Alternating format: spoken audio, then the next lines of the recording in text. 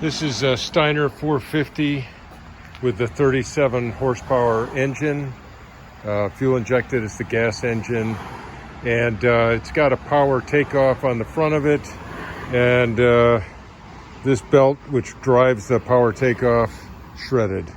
And I was confused about how to repair that belt. I had a belt, just didn't know how to do it. And after talking to some folks, I figured it out. It's not super complicated. Step number one is you have to remove the front grille. That's this piece right here. It's held on by bolts that go in here and here. So there's a series of bolts that engage there, and it's a threaded insert, so you don't have to worry about nuts falling off under there. And then the other thing you have to take off is this heat shield right here, and that's held on by 4 bolts. You access with a wrench from underneath.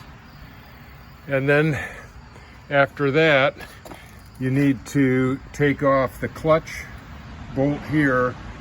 All this bolt is doing is holding the clutch from spinning, so it keeps it in place. And so yeah, I took that off.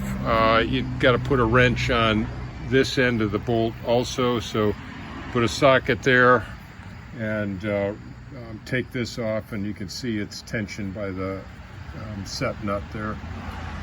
You got to disconnect this, and but with all of that, then you can take and disconnect this spring down here, and then you'll be able to get the belt up and on to the pulley and routed behind the tensioner and then down around the bottom one.